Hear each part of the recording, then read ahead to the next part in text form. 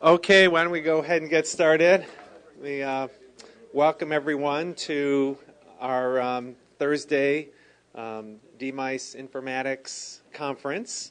And it's nice to see such a full house today. I know that part of it is we have some distinguished guests on campus, which include 5 individuals who are in the final stages of interview for our funding in our PhD program for our National Library Medicine training grant. Well, the pizza helps in getting the regular people here. Anyways, and also, as with all these talks, it's being streamed over the internet. We made a little effort to kind of get the word out. And as we always do, we'll have any remote people who want to ask questions to just tweet at us with the hashtag DMICEConf, DMICECONF.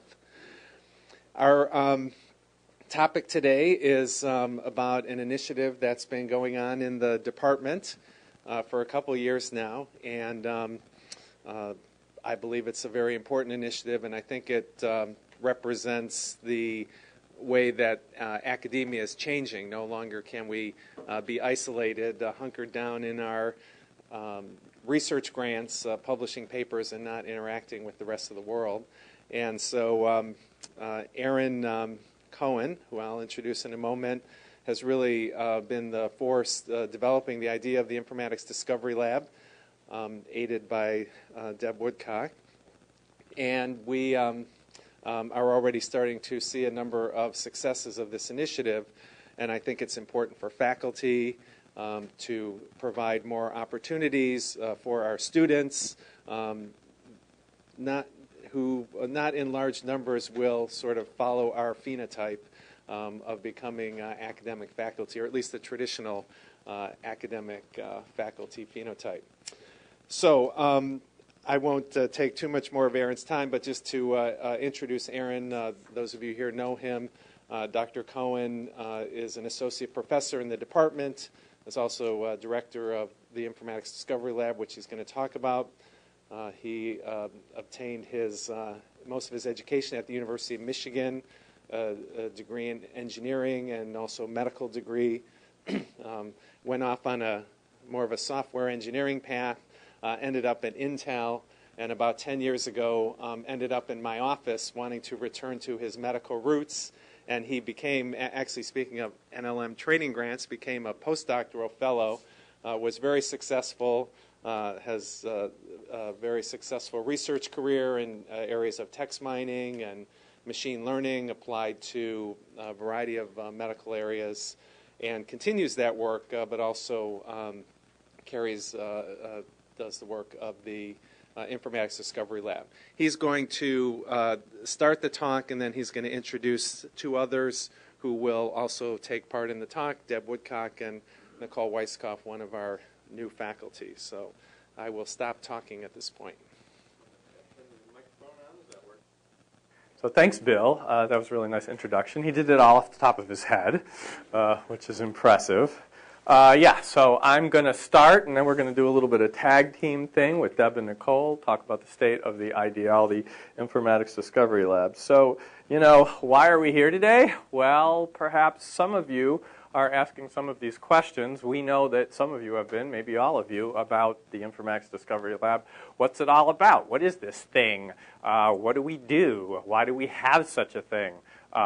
Some of you know a little bit about it, and it's like, well, how can I get involved? What does the IDL mean for students in the department? So I'm going to go through some of this. We're going to talk about both the sort of idea and concept of the IDL and what our core values and goals are, and talk a little bit about specific things that we're doing and have done to give you kind of a flavor of the work, and then talk about plans for the next year and try to directly address how people can get involved and where the connections are between the students and the faculty and the rest of the community and the IDL.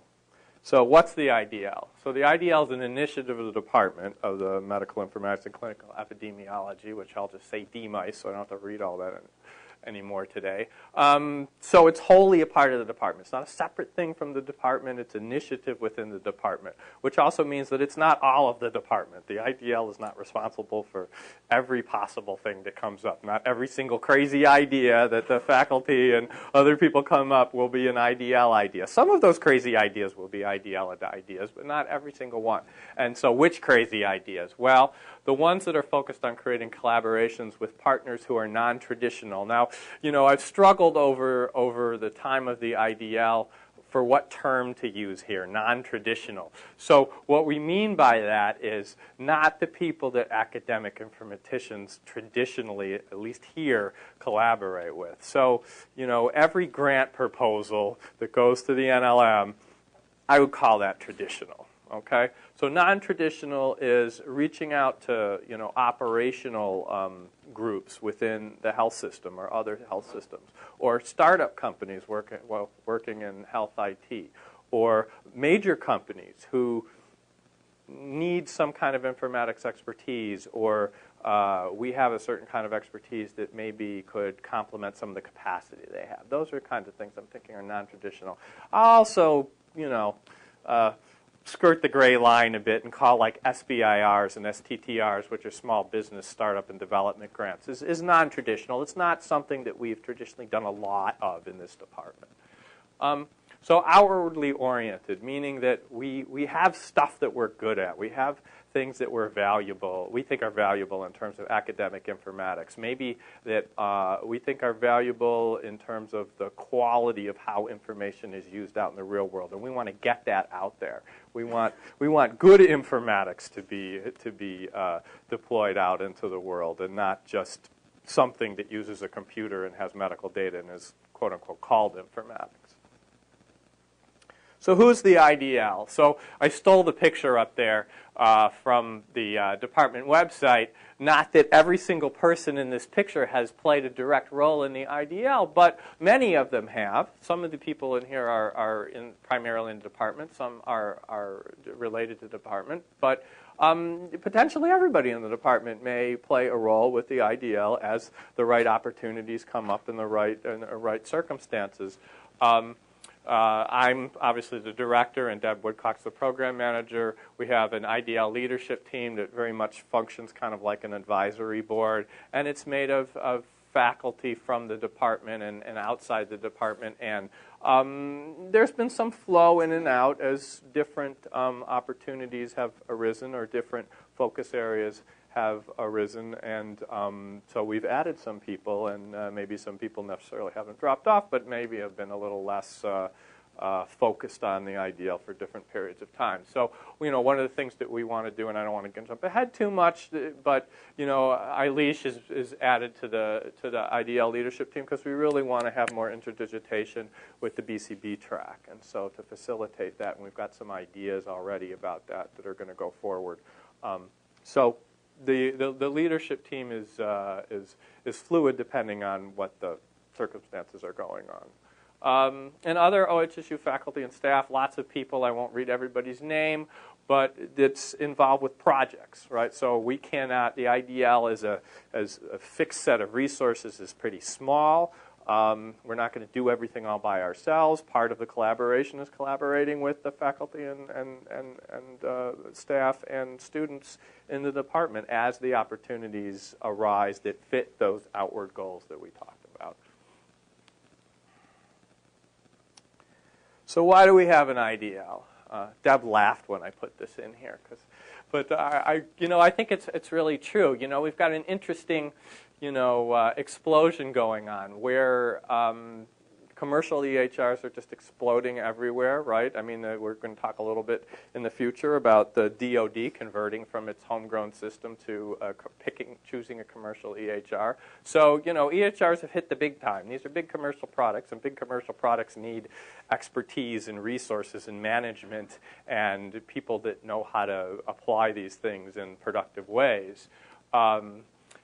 At the same time, the homegrown systems that maybe have been the traditional basis of a lot of academic informatics research are really going away. I mean, to be honest, they're not just decreasing. I mean, most of the places, Harvard and Intermountain. I can't remember. Is it Intermountain switching too, aren't they? Yeah. So they're basically all the homegrown systems are going away. So we can have a long conversation about why the homegrown systems are going away. From being my software engineering background, I just see this as an inevitable software maintenance problem. There's just you can't amortize the maintenance and support across all the different installations if it's just your homegrown system at your installation. And hospital systems, for the most part, and even research institutions, they're not commercial software vendors. They're academic institutions. So what they're good at, and we'll talk about this in a minute, is different. So it makes sort of sense. But while this is happening, you might think, oh, well, this is bad for academic informatics because you're losing control over these homegrown systems. What are you going to do? But actually, I think there's sort of an explosion of expectations and for what the EHR can do and things related to the EHR, let's just say electronic health information in general, and the expectations and the opportunities for really making an impact are huge. Now, though, that impact is going to somehow be connected or work through these commercial EHRs as a platform, but there's more opportunity in informatics to affect, health and health research than there ever has been, right? So that's what I mean by this by this nuclear explosion kind of thing. Now, the opportunities, like Bill was alluding to, the opportunities aren't necessarily all classical, traditional informatician. You're going to get a faculty position somewhere and write grants to do particular research. But there are incredible opportunities sort of in that interface between applying commercial systems and really making them work well and rigorously. That's why I've got the word rigorous in here. It's one thing to just calculate numbers. It's another to apply rigorous informatics to make sure that those numbers are meaningful and actionable, right? So I alluded to this before. That I think that there's really a good time for synergy. I've shown this slide before. People have heard IDL Talks, and I'm not going to go into reading all the little things, but the main point of this is that academia is very good at certain things. Academia is good at rigor. Academia is good at evaluation. Academia is good at thinking out of the box. Academia is good at thinking maybe a little bit more long-term, while corporations may have to think about, the next quarter's profits or something. On the other hand, academia is bad at some things, like long-term support and maintenance and things like that industry is really good at, right? Managing customers and delivering value and long-term support for those customers that they can depend upon. And so there's really a lot of space, I think, in the collaboration between these two groups in order to do things that really can't be done singly by either group. But this points out, that there are a lot of opportunities in combining these complementary strengths, but what do you need to do to succeed in this? Well, we need to develop, competencies that we don't necessarily traditionally have in academia, or at least we don't have widely in academia. I will say that there are some academic institutions in some areas that are really good at this. So the two that come to mind are, Stanford with their computer science, which is incredibly interdigitated with Palo Alto about, everything, and the sort of MIT area in the Media Lab. And the Media Lab was kind of the original inspiration for the Discovery Lab. We wanted to have some environment where there was continuous interplay between these, industry non-traditional partners and academia. So how do you do that? Well, we have to develop new kinds of competencies, right? We need to develop competencies in building new kinds of relationships that are different than your academic collaborators or the program officer at the NIH. Different timing and timelines and expectations in terms of how fast things move and how you budget for things and just a whole different idea of time scale.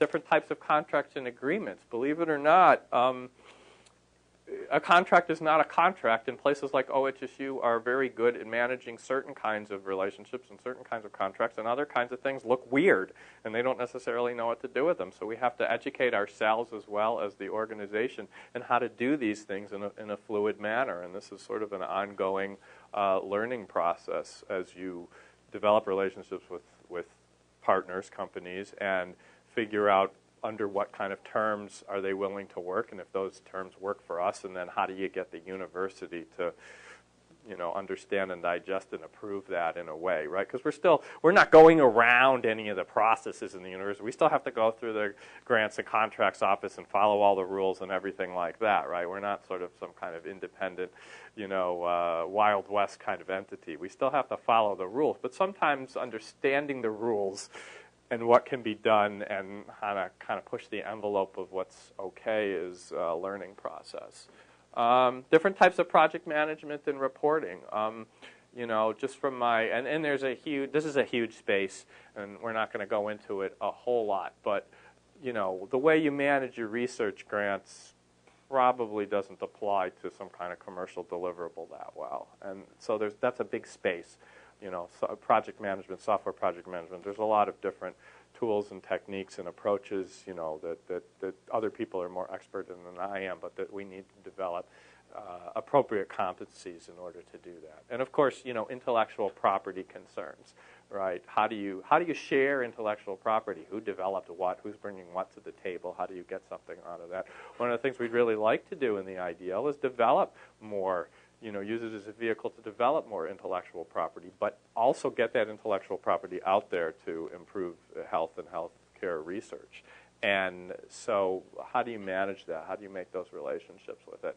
We have, ongoing discussions with a number of companies, and I will tell you that their intellectual property concerns are one of the big things. And I think one of the reasons we've been successful is that we take those things seriously. So, if they're giving us some technology, there has to be some sort of understanding in terms of what is just sort of tweaking that technology a little bit and really isn't new intellectual property that really that company still owns versus something really new and novel that we can contribute that maybe uses that technology in some way but is really a new thing, on top or connected on the side of that, and being able to work out those agreements so that expectations are clear is a big deal. The companies are not just going to give you something and say, here, do whatever you want with it, because that's going to put them at a lot of risk, and what they want to do is minimize their risk and exposure, and you have to be sensitive to that. It may seem like low risk to us that something's really going to happen, but it might be low likelihood, but big impact, and that means it's important to them, and so we have to take it seriously.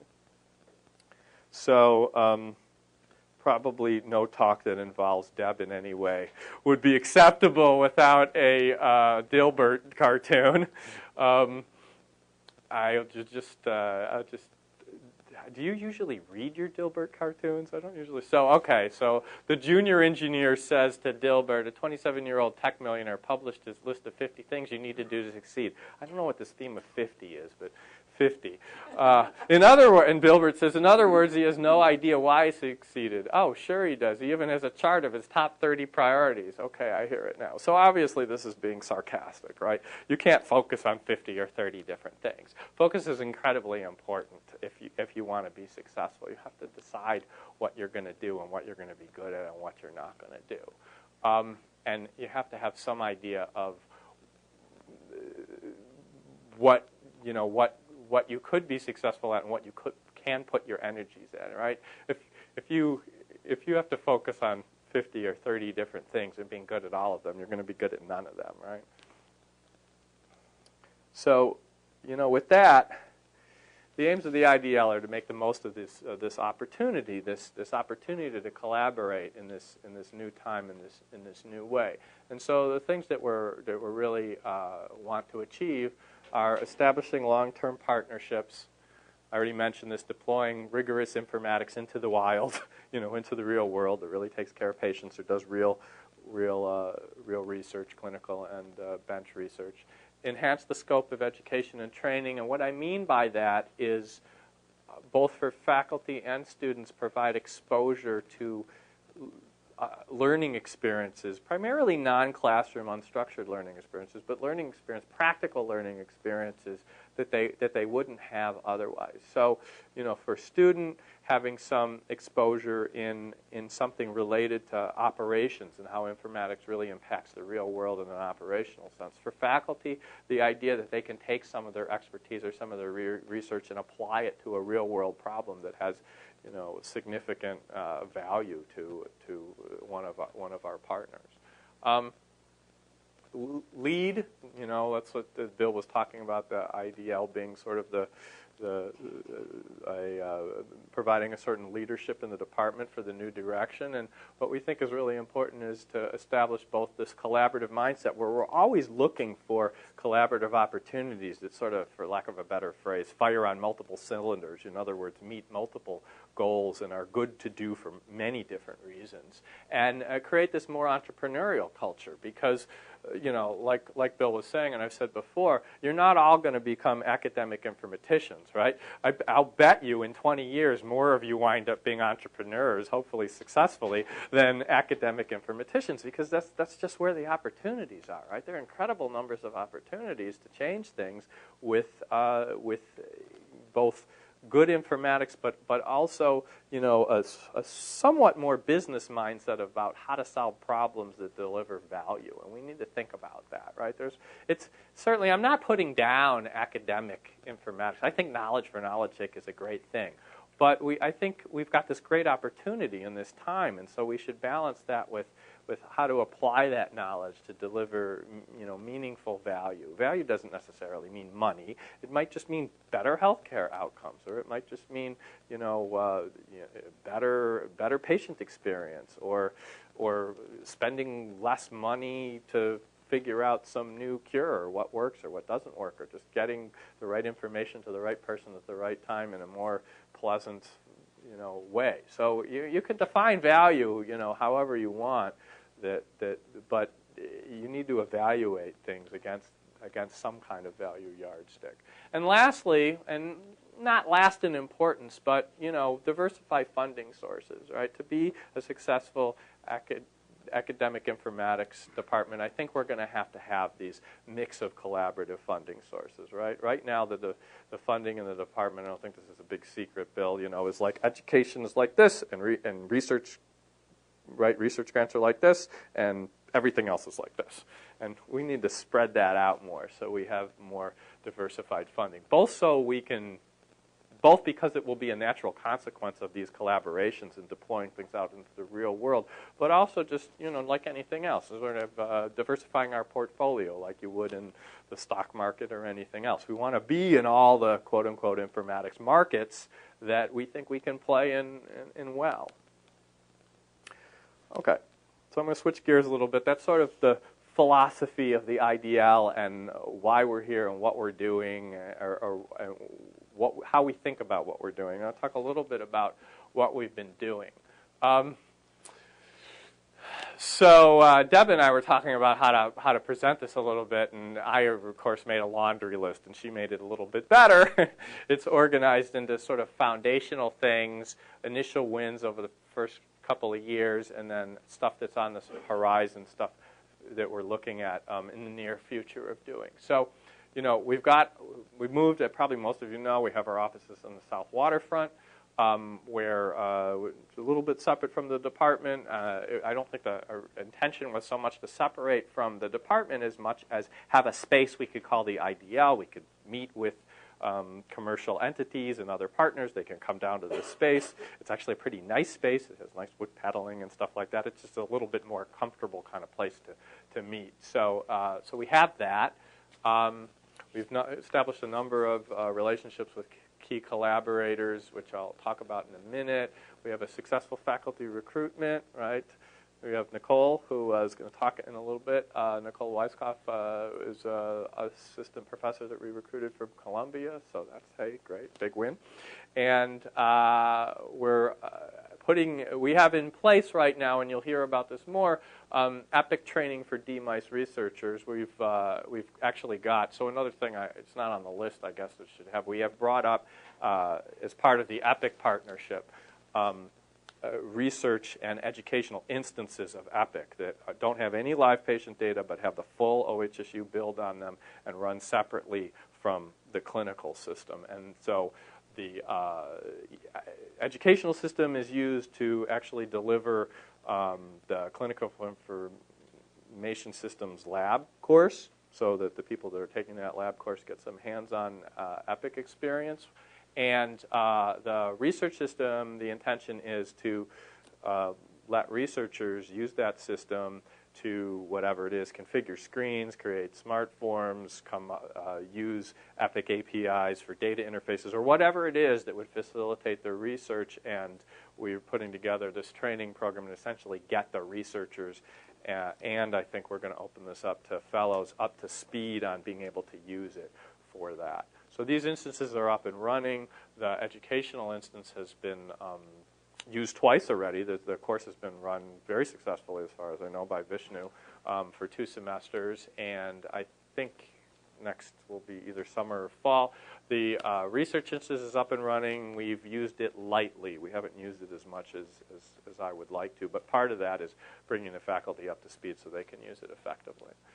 Initial wins, so just to finish off talking about the EPIC partnership, we are, as far as I know, we are certainly the first, and as far as I know, the only academic informatics department in the world having a formal relationship with EPIC to use their system in research and informatics education. So there may be some other people doing this illegally without EPIC's approval. I don't know, but we have their approval to do this, and we've got a whole sort of process in place for how we communicate with them and both let them know how things are going and what parts of the system we're using and that kind of stuff. KCVI partnership, we're going to talk a lot, Nicole's going to talk a lot more about. This has to do with KCVI really wants to be a leader, a top 10 cardiovascular institute, and there's big commitment from the leadership there to use data-driven decision-making to do this. So what they need is help with putting up an analytics platform, a data analytics platform for seeing how they're doing, making process changes, testing those process changes by monitoring the data, et cetera. And Nicole will give you some examples about some of the details of that. Other things, Oregon Health Authority Clinical Quality Measures Registry we've been giving, this is primarily led by David Dorr, giving advice basically for how they would create that based on strong informatics principles. We organized, sponsored, and won, you probably already know this, the 2014 AMIA Student Design Challenge, where Deb led that group, and they did a really bang-up job about that. And we're going to try to win again next year, so if you guys are interested, Deb will give another plug for that. We've done, over the last year, IDL Industry Leader Talks, where we have brought in a number of industry leaders in the health IT space from both large and small companies. I think something we'd like to focus on more and more is more entrepreneurs, more small companies, more startup kind of people. We've had some of them in, and this is part of creating an entrepreneurial culture and also just educating people in terms of what do you do to be an entrepreneur? What are the steps? How do you get something up and running? It's a lot different than writing a research grant or a paper. On the horizon, so talk a little bit more about the EPIC DoD proposal, which we're part of. I mentioned it earlier that they're converting over to a commercial EHR. We are putting in place mechanisms to collaborate more closely by establishing basically some regular meetings and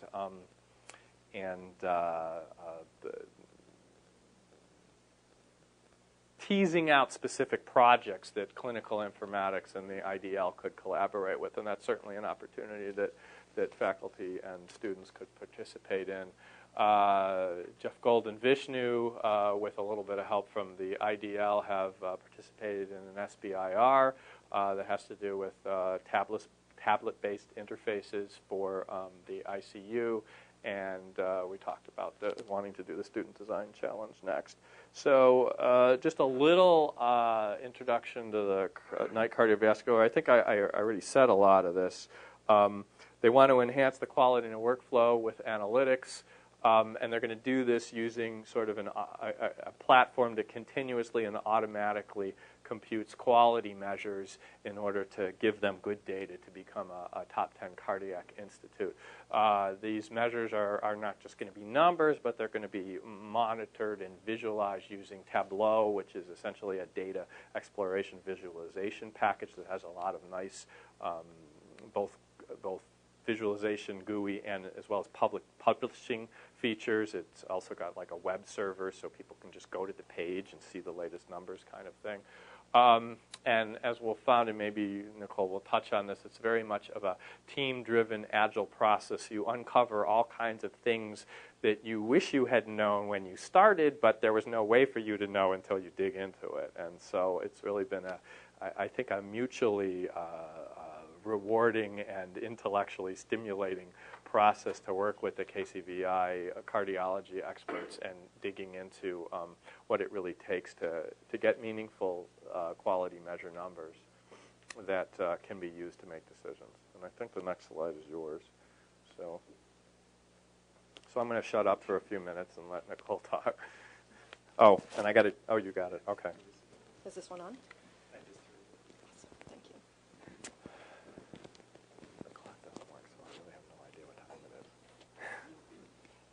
Okay, so we're fine. I'm actually going to go out of order slightly. Okay, so a lot of what we've been working on with the KCVI project is taking a set of performance measures from the ACC, the American College of Cardiology, and implementing them in a way that they are going to continuously update over time. And this will be a way that KCVI can actually track their performance. These are mostly process measures, but process measures are ultimately clinically meaningful. And the hope is that by monitoring their performance, they can actually improve performance, as well as benchmark, compare to the rest of the country, to other institutions, and see how they're doing on these basic measures. So this is the first of the ACC measures, and it's the percentage of outpatients who are at least 18 with a diagnosis of heart failure, who have had a quantitative or qualitative result of an LVEF, which is left ventricular ejection fraction. It's usually done as part of an echo, documented within a 12-month period. So the idea is that anyone with heart failure should have this basic laboratory result documented in some way every year. It doesn't mean they need an entirely new test, but it means that there needs to be a specific value or qualitative value, so good function, medium function, that has to be evaluated. So what we've done at this point is we have mapped the variables in EPIC that are involved in this information, so structured laboratory results, patient diagnoses, patient age, and we have set up a series of queries, denominator and numerator queries. And if you just look at the data that we get out automatically, it looks like KCVI is operating at about 69% performance on this very basic metric. That would be a very simplistic approach. That's where a lot of people would stop. This is where we can bring in our expertise as informaticians, because the thing is, nobody is going to trust a number that says 69%. They all know that they're doing better than that.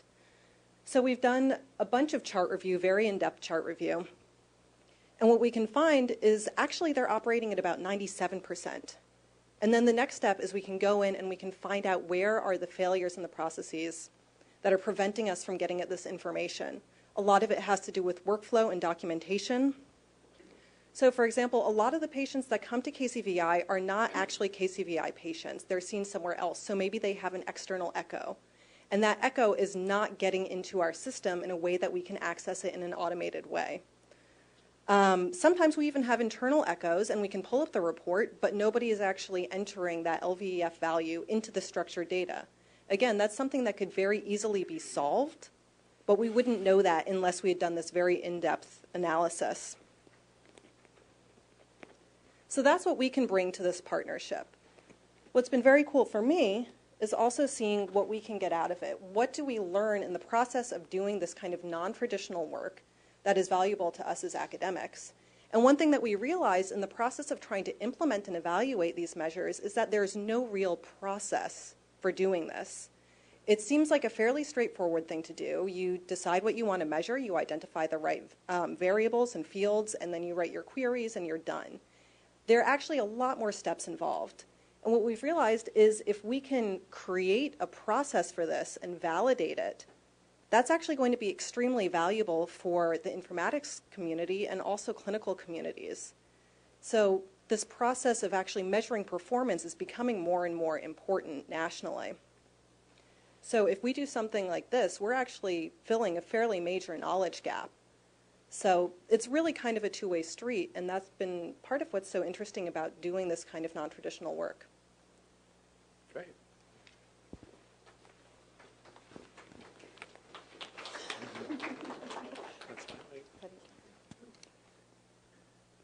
So I already said all this about the EPIC stuff, so I'm just going to flash it up there to remind you. Then we'll just go on, talk a little bit about the DoD. So the IDL and the department are part of this huge, very competitive, several billion-dollar proposal to replace the DoD's homegrown EHR with some commercial EHR. And there's several different teams. I can't remember them off the top of my head, but we are part of the IBM EPIC team, and we're basically the only academic partner in this proposal. We don't know what the other proposals look like, so we don't know if they have academic partners or not, but we're the academic partner for the IBM EPIC team, and we are the only academic partner for that team. What we've focused on is really a spin-off, if you will, of Jeff Gold and Vishnu's work on simulation-based evaluation and training, and our role is to provide simulation-based training to the DoD clinical champions as they are starting to deploy and test this system across the DoD health institutions. There's also quite a bit of potential to expand this work, I guess. I mean, this is something we're learning, some competencies that we're developing, but there's a long tradition of additional work that comes up related to contracts that also require bidding and whatnot. And there is, with the great simulation lab that we have and with the experts that we have in terms of using the simulation lab for usability analysis as well as training, there's just a lot of opportunity in that space, especially in a large deployment in a varied and challenging healthcare system like the DoD. So we just heard this week that there are three groups left, I guess, and IBM EPIC/OHSU is one of them, and I guess we're thinking early March there may be a decision, although it's government, and so they take their time. They'll decide when they decide. So what are the key learnings that we've had in running the IDL for, I guess, a couple of years? Certainly partnerships are built on relationships. People don't sign contracts and hand you their technology or their money on the first date, so to speak. It takes quite a bit of time to develop these relationships. There's a certain amount of trust and mutual respect that has to be developed. I already mentioned about concerns about intellectual property and that kind of thing, and those have to be addressed. And both parties have to figure that this is somebody I want to actually work with. Environment and culture matter, right? A lot of opportunities kind of happen serendipitously, and you kind of have to be looking for that. At the same token, you can't do everything, and so you have to, at least I look at opportunities as like, how many cylinders do they fire on? How many different success points do they hit? So, I mean, a great example of this is the student design challenge, right? We had Marty Dresnick come to us and say that she had this interesting problem that had to do with children drawing on an iPad app, and was there some way we could help her in informatics? And very soon after that, Amy announced their student design challenge, and Deb and I put these two things together and said, that is a really good project for a student design challenge. Obviously, it was a really good project because they won the challenge. But looking for those kind of opportunities and building a culture where that's sort of a regular and good thing is really important. Similarly, or the other side of this, what I've already said, prioritizing and balance are essential, right? How do you focus on doing the things that you're really likely to be successful at, that you really think you can do well, and the stuff you don't think you can be so successful at, don't bother. Some of our best non-traditional partners are quite close by, like KCVI, like the discussions we're having with the clinical informatics group, and they have projects and things that they can't quite get to that might be good sort of combined practical and researchy kinds of projects. Delivering value is important. Maybe this should be the first thing, right? You know, agility, scholarship, value, these things need to coexist, but if you're not delivering value in this space, people are less concerned about the pure intellectual part of it. I mean, yes, it's maybe intellectually interesting, but it also has to deliver value, actionable value in some way, and that has to be a constant consideration. I mean, there's nothing wrong with knowledge for knowledge's sake, but that's not the area that we're playing in the IDL. Work hard, play hard. I think that I don't have that much to say about it except that doing a good job is important. You know, if you say you're going to do something, you need to do it or have a really good reason why, and that reason why should be external, not because you decided not to do it. It should be like it's impossible, the data doesn't exist or something like that. And we're very much looking forward to the opening of the bridge, you know, the People Bridge, which is basically right behind us because there's some very good brew pubs that are just right across the river there. So what's on the plan for the coming year? We're going through a strategic planning process, planning and budgeting, right? Planning, decide what's important, what we really need to do and want to do, and budgeting, how we're going to actually allocate the resources to make that happen. So things that we have underway, create strong ties to the Portland Health IT startup community. We want to have some formal, very productive, interactive relationship with the health IT startup community in Portland.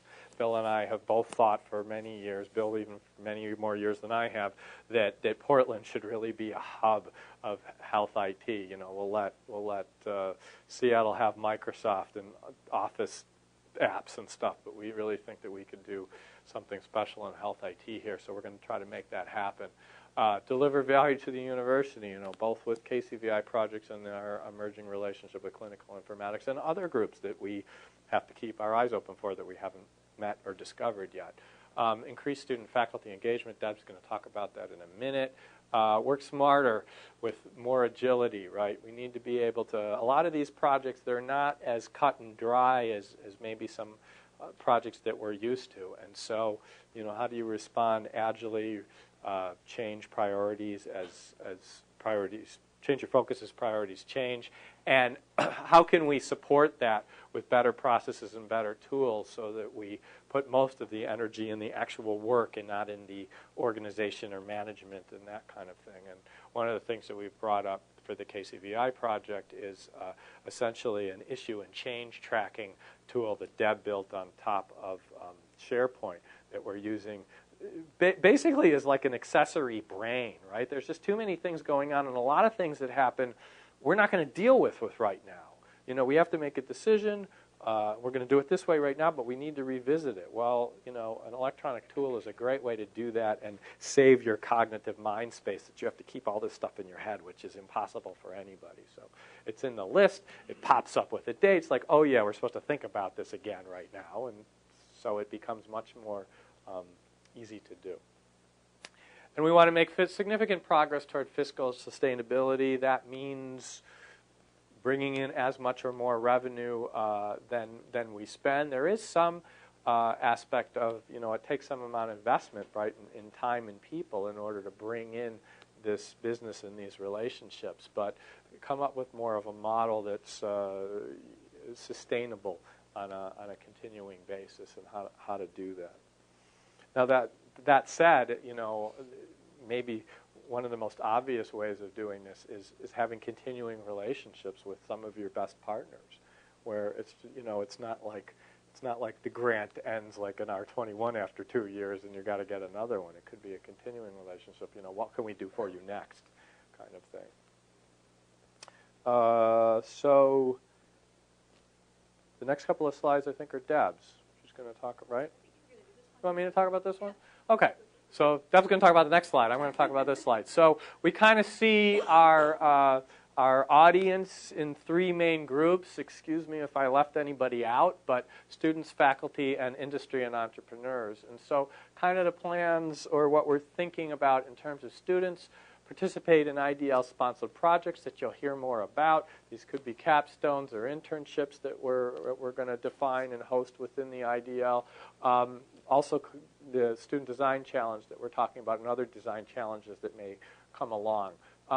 You know, bring ideas for projects, especially ones that have some commercialization potential, some significant IP aspect, because one of the, I didn't talk about it in here, but one of the other things that we've done is build a good working relationship with tech transfer business development in terms of how, at the university, in terms of how we would actually get stuff out, because they're the people responsible for negotiating those contracts and the terms of those agreements. And if you don't know whether an idea has commercialization potential, still bring it to us, because we can help facilitate that conversation and help you decide or determine whether. Sure. I mean, a lot of this kind of thing, you know, is like the ideas require some exploring and poking on, and maybe it is a commercially viable idea, maybe it's not, maybe with a little tweaking it could be, or maybe the way the customer base you've been thinking about isn't as good as some other customer base that might use that idea. So faculty, right, propose research opportunities. Use the EHR, the EPIC research instance in your research. Put it into one of your grants, if you wish. Collaborate with industry, you know. I mean, make your own contacts and bring them into the IDL. Vishnu and Jeff have done that. Think about becoming an entrepreneur. If there's something that you always wanted to do that you think has some commercial viability, come talk to us about it. People who are already entrepreneurs in industry, you know, you may have some challenging problems or some knowledge gaps where collaborating, the IDL can facilitate the collaboration with specific faculty. Certainly sponsor an internship or a challenge that we do, you know, that you know, has exposure in the wider world, the AMIA Design Challenge or something like this. And certainly come and give us an IDL talk, you know, provide the faculty and the students in the community your perspective on, you know, where the market's going, what the opportunities are, what it takes to be an entrepreneur, how do you take a good idea and turn it into a company. These are all things that we're trying to learn and provide some kind of exposure to the community and the students. So here's the next slide, which I think is the last slide, really.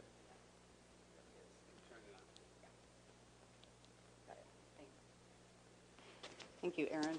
So again, a little bit of a deep dive, just as Nicole did into the KCVI project. I wanted to talk a little bit more about this idea of student and faculty engagement. And we know that there's interest, and we know that Nicole met with the fellows. When did you have that meeting? Was that during the fall? Do you remember? Yeah, to find out a little bit more about their interest in the IDL and how they can become involved.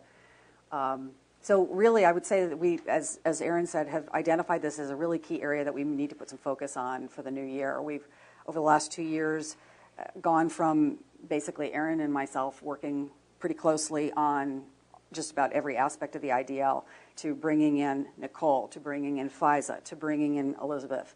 And so as we're expanding, we both are growing need for involvement as well as capacity for involvement. And so I think the overarching message is, as Aaron said on the previous slide, we welcome your involvement. We want to hear what you're thinking about. We would like to know how the lab can benefit you, and we'd love to be able to share with you ways that you could benefit us. And I think there are a lot of areas in which we can do that. So one, as Aaron has mentioned, is the Student Design Challenge model, which worked pretty well last year. This year, I understand we're going to take a slightly different approach, which is there's still some sort of recruitment going on in an organic way, but I believe that Alish and Shannon are working together to facilitate for Alicia's research methods class in the spring to use a challenge as a project, actually. So if you're going to be involved in that course, you will be, I think, de facto involved in the challenge in some way. But if you're not, and you're interested, please come and talk to me or send me a note. We're going to have an organizing meeting on this next week We already have had some folks come forward with different kinds of projects that we might be able to do, some from within this faculty, some from without the department. And I think there's some really interesting and exciting ideas. People who are interested in participating are also welcome to bring their own project ideas to the team. So we'll discuss it, decide what, as a group, we want to work on, maybe have even more than one team. A lot of different ways we could skin that cat, so we'll look at that.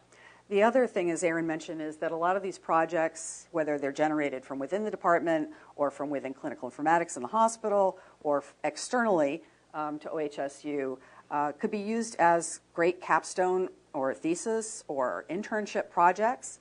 And so we're looking to build a better framework for both taking in and curating those opportunities and then giving you a tool that you can use to search.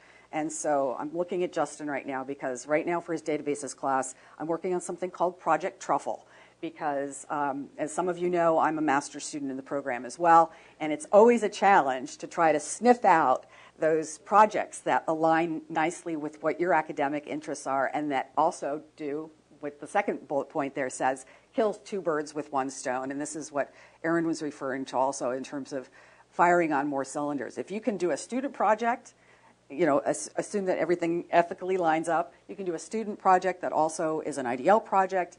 Finding those areas of overlap can be very beneficial to both you and to the department, to the IDL. So I'd like to view this as an opening of a formal welcome and opening of dialogue with all of you. One of the things that Nicole and I, who are going to be focusing on this next year, we're talking about is, you know, whether we want to start with something very lightweight, like just a regular coffee, you know, or happy hour, where anybody's interested in what's going on in the IDL, we can get together. We can talk about what's going on. If you've got projects that you're thinking about bringing to the IDL, it would be an opportunity for you to share that information.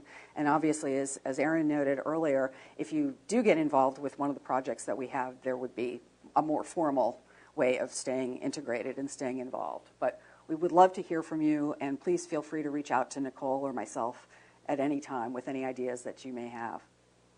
Oh, great. Yeah? So, did I miss anything? nope, that's it. Okay. So next thing is just questions. Yeah, a few minutes for questions, etc. Yeah. Oh yeah, push the button. See, questions. For any of us, for any of the three of us, or whatever. But I'll be the point person. So, anybody have questions, comments? Answered everything you could possibly want to know. So if you're not going to give questions, I'm going to put back my soapbox on a little bit. I think, you know, the firing on multiple cylinders thing is really important, right? So the thing that's going to make is different about doing a project with the IDL is this delivery of value to some customer, right? So that's going to be a great opportunity for certain students that want that experience and want to be able to take that out into the marketplace or whatever. I did this for this people, and I did it in this way. Might not be as good a match for somebody who's interested in something maybe more esoteric and wants to use their master's program as a way to do kind of an intellectual deep dive for something, you know. I mean, which is fine, right? But that's just not a great match for the IDL. So, you know, thinking about how there can be sort of that mutual value is something I would just suggest that you do while you're thinking about ideas that might be good things to talk about. So, I don't know. Do you have any questions? Bill always has a question. Oh, wait, there's a question. Yeah, go ahead. Push the button. Oh. Will the light come on if I'm pushing appropriately? Unless it's burned out. Okay. No, I've lost you. That's okay. Hi. So my name is Emil. I'm a recent Portlandite, having moved here from Cleveland. And I'm on staff, IT staff at Case Western Reserve University. I've been attending meetups and so forth, so this is directed towards your kind of entrepreneurial area. I've already encountered, you know, close to a dozen people in town who have some background in statistics, some background in science, but they're really kind of lacking direction. You talked about focus, And that's clearly the kind of thing that people in the community who have skills that are near to informatics, could use a hand in developing or even gaining access to a standardized set of tools. This would make your engagement with entrepreneurs perhaps somewhat easier, perhaps not. I mean, I just offer this as an idea to think about. I realize your discussion is largely directed kind of internally, people who are members of the department, but I just wanted to share that observation. Yeah, I mean, it's certainly not exclusively directed internally. I think that right now where we are, there have to be, we could deploy something that we're already building, or we could come up with some relationship with somebody who needs something specific. I don't know that we're in a place where we have the resources to come up with something, data resources or something that somebody might want and see if there's a market right now. But so it would sort of depend on what the group was and what they needed. We do have ties and interactions with a number of like we're saying, we're focusing on the sort of the entrepreneurial community this year and have talked about that.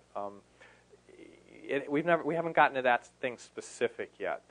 Certainly the discussions have been that the various approaches and expertise in informatics is seen of value, but we haven't gotten to specifically, it should be this application or this kind of data interface or anything like that yet. I think you bring up a really great point, which is you didn't have to be here for very long before you identified people who were seeking to do things in this space. Yeah. And so not only do we have relationships with many of the technology incubators, startup organizations that are facilitating startups and entrepreneurship within Portland, we're looking kind of at a high level for how we can get that critical mass and provide that guidance that you're talking about. I mean, if you just look at what's offered at OHSU in terms of the seminars that Tech Transfer puts on, the series that's been running down on the waterfront, run by Ron Sakaguchi in the Division of Management on entrepreneurship, and some of the things that we've done, as Aaron mentioned, in the IDL Talks, and having people in who have talked about how they've actually done this themselves. They're disparate resources, and I think one of the things that we see that we can do is add value by kind of bringing those resources together, or at least virtually in some way, so that you can go to one place and see what's going on and what's available to help all of those things. And we're hoping to find a way to focus that energy in the Portland HIT space. So, Do you have a question? I will, since we're almost at the hour, I will ask the last question, but I'll let you get in the last word. The previous question actually, I think, is sort of a nice segue into this, in that, especially among startup companies, there's a kind of culture, almost a being of sweat equity.